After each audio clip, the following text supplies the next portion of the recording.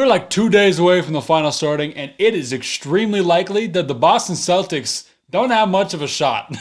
I know everyone's been saying that they've had an easier path to the finals because they played Miami, Cleveland, then Pacers, and they've all been injured and like they shouldn't be there. It's a 64-win team. They should be in the finals, right? I'm glad that they actually got there. But their finals matchup has gone through more stuff, and I feel like came out on top one is more impressive as an entire team. I mean, just looking at it, right? Dallas, first round, beat LA. LA had some high expectations coming into the season, especially after the James Harden trade, right? So they got Kawhi, James, PG, Russ coming off the bench.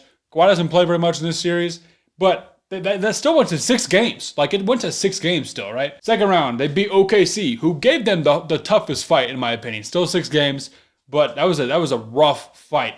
And then they beat Minnesota, who beat Denver. So they beat a team who beat the defending champs. And so everyone's saying, oh, I don't know if Dallas could beat Denver. I'm like, okay, well, we don't have to live in that reality. That's not what's happening. So right now, let's focus on the finals. Afterwards, we can hit retrospect and talk about that. But yeah, they beat Minnesota, who destroyed Denver, honestly, in that Game 7. That was crazy. That was a wild comeback. And then they stomped Phoenix in the first round. So Timberwolves weren't just a pushover, like maybe some of Boston's opponents. And that's not their opponent's fault, right? They injured. What do you want them to do? Just not play because they're injured? No. That's just how it goes sometimes. It doesn't matter to me regardless because I think the Celtics are going to make it to the finals anyways. So that's why I don't care that much about it. But the thing that scares me with the Celtics-Mavs matchup in the finals is Dallas's 1-2 punch in Kyrie and Luka might be better than Tatum and Brown. I don't know. Luka is the best player in this series. Very close second, Tatum. Then it's a debate for the third between Kyrie and Jaylen Brown. Jaylen Brown's been playing very, very well. He got I think it's the Larry Bird Award, the Eastern Conference Finals trophy, MVP, whatever. He got that. But Kyrie's been on a burner, bro. He's been crazy. Back to his, third or fourth finals? Something like that, chasing his second ring. This dude has been balling. I got a video coming out later this week about it. But Dallas's roster, man, is really, really tough to get over. They easily run 10 to 11 deep. I mean, more importantly, they've got wings. P.J. Washington, Derrick Jones Jr., Josh Green, Maxi Kleba. Those guys can guard on the perimeter. Guys like Jason Tatum and Jaylen Brown, right? And on the Celtics side, you got Sam Hauser and Peyton Pritchard coming off the bench. That's still if Porzingis is healthy. If Porzingis is not healthy, it might be wraps. Like we might be just done. Because I mean, like we've seen Kawhi got injured. Oh, he's come back into the playoffs. He was maybe 50%, right? So just because someone's playing in a game, like Porzingis is slated to play game 1, that does not mean he's going to be 100% healthy. He's going to come back and just be like that. No. He's going to come back. We'll see. He might be a little slower. They might start Horford and bring Porzingis off the bench. And overall, Dallas just looks more dominant than Boston. Boston was down in some games. They've had some comebacks where they've been down 20 and they've come back and won the game. But it's like I've been saying the whole playoffs with Denver. Like I knew that they were chalked. It's because they've been down to the Lakers in the first round, 20 to 30 points in like multiple games.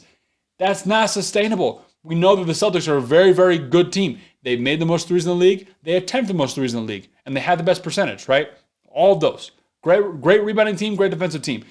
They are the definition of a 3-and-D team. If they don't make their three-pointers, they will not win the game. This is not just like how the NBA has been in the past 10 years, where it's like, oh, how much did they make the threes? Oh, wow, they didn't win. This team is and whatever when they don't make threes.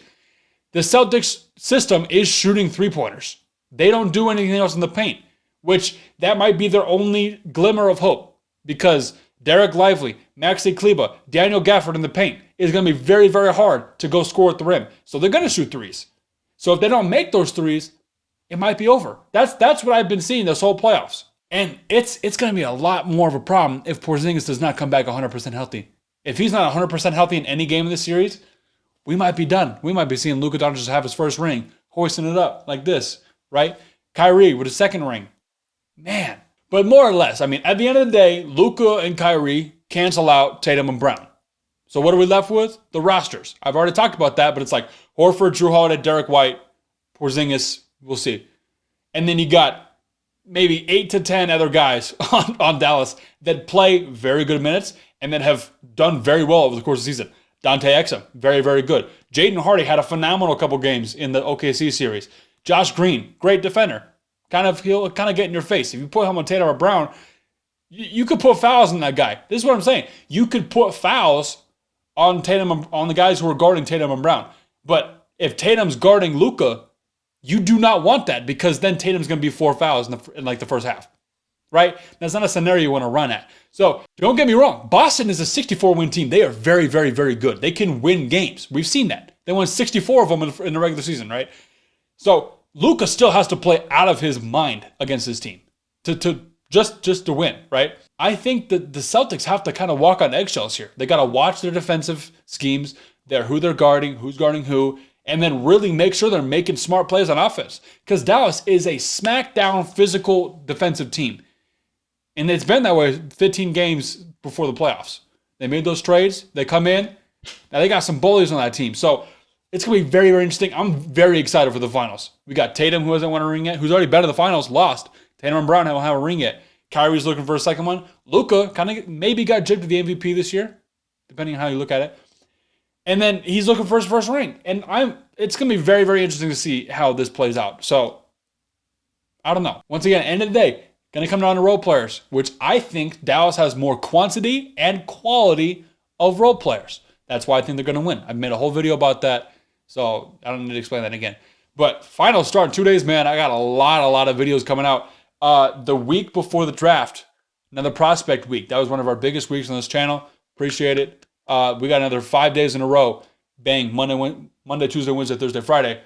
All prospects before the draft the next week on Thursday. Very excited. So stay tuned for that. Subscribe if you want to. We're trying to hit 1K, bro. I'm trying to hit 1K. I've been under 1K for the whole time. I'm pushing it, bro. It's summertime. I am pushing the content. So that's all I got. We out.